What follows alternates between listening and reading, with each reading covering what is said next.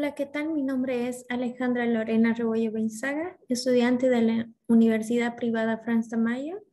En esta oportunidad les voy a hablar sobre trauma abdominal de la asignatura de Urgencias y Emergencias 2.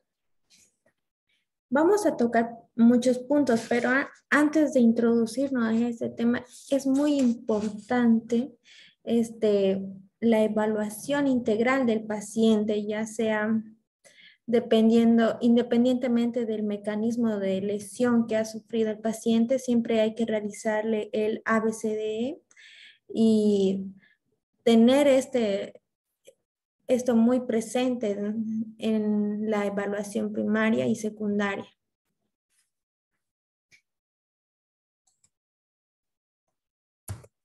Ya. Eh, Según el mecanismo de lesión del trauma abdominal, se clasifica en trauma cerrado, trauma penetrante y trauma por explosión.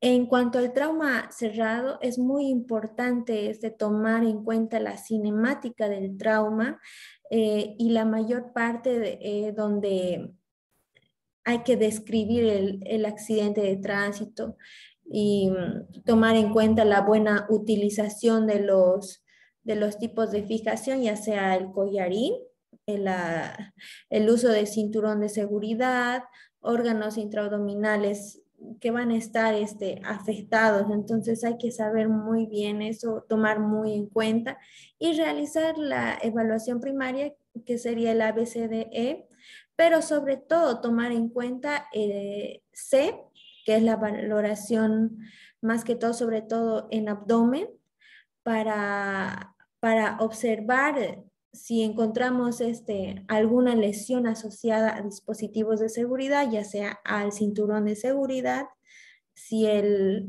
paciente estaba en calidad de conductor o pasajero, entonces puede que haya sufrido un traumatismo así. También hay que evaluar el tipo de bolsa, tipo de vehículo, la velocidad a la que iba y el impacto que tuvo. En cuanto al trauma penetrante, más que todo esto se da por armas blancas, ya sea por cuchillo o arma de fuego. Se realiza igual la evaluación primaria, el ABCDE, pero en esta ocasión se toma en cuenta más la exposición y la limpieza de la revisión exhaustiva en busca de algún tipo de orificio de entrada, ya sea dependiendo del motivo de accidente, el acto de violencia, de trauma que ha sufrido el paciente, y así observar si está hemodinámicamente estable o inestable. En cuanto al traumatismo por explosión, más que todo se da en accidentes de tránsito en un 50%, pero también el otro por ciento puede darse por caídas de altura, heridas por armas de fuego o por aplastamientos. En cuanto a la evaluación y manejo, es muy importante la historia clínica y el examen físico. En la historia clínica vamos a observar la cinemática, el cómo, cuándo, cómo sucedió, cuánto. Entonces, todas esas características de la lesión es muy importante saber y también observar si la presencia si existe una presencia de sangre, de hemorragia y cuánta es la cantidad de hemorragia, entonces todo eso. Y otra cosa que se puede observar en esto, la historia clínica, ya será el signo de Hoover, que se va a observar en el examen físico posterior. En el examen físico es muy importante la inspección, la auscultación, la palpación y la percusión. Aparte de eso, vamos a observar la evaluación pélvica, es muy importante, si hay alguna lesión, o también tomarle algún examen ureteral, perineal, rectal, dependiendo al trauma que ha sufrido el paciente. En cuanto a los anexos del examen físico del paciente, ahí entrarían los tubos, las sondas gástricas y urinarias. En cuanto a las radiografías en contexto de trauma abdominal, eh, existen varios tipos de rayos X, ya sea dependiendo de la lesión del paciente, ya sea de columna cervical, radiografía de tórax, radiografía de pelvis central y de pubis, y los llamados exámenes que son el FAS, el lavado peritoneal diagnóstico, la tomografía, que vamos a ver posteriormente las ventajas y desventajas de estos tipos de estudio. También se puede realizar en el paciente una laparotomía diagnóstica, una toracoscopía y estudios con contraste. En cuanto a los mecanismos de lesión, podemos observar que existen, que se clasifican en tres, ya sean los por compresión antero-posterior. Estos más que todo se van a dar en accidentes por motocicleta que han sufrido una colisión vehicular frontal. En cuanto a la compresión lateral, más que todo esto involucra a la fuerza dirigida lateralmente sobre la pelvis. Eso quiere decir que va a ser una fractura pélvica por una colisión vehicular. En cuanto al cizallamiento vertical, esto va a romper los ligamentos sacroespinosos y los sacrotuberosos, generando así una inestabilidad pélvica muy importante. Las ventajas, desventajas e indicaciones en el lavado peritoneal, FAS y TAC en trauma abdominal. Primeramente vamos a empezar por las indicaciones. Las indicaciones en un lavado peritoneal, más que todo, va a documentar hemorragias y va a decirnos si está hipotenso.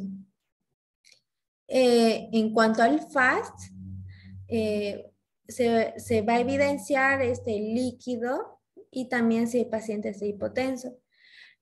Otra indicación que sería para la DAC es para documentar la lesión orgánica del paciente y si su presión arterial es normal.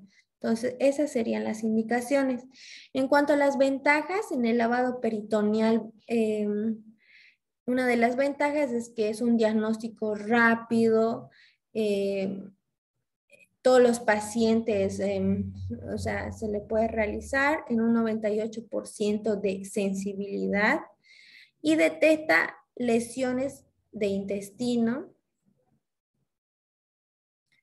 En cuanto a las ventajas del FAS, es un diagnóstico rápido, donde se le puede realizar a todos los pacientes y no es invasivo. Y también se puede repetir este diagnóstico en el paciente, es repetible. Y también es de fácil acceso, ya que esto puede ser portátil, este diagnóstico. En cuanto al ATAC, una de las ventajas es más específico para las lesiones, tiene una alta sensibilidad en un 92% a 98%.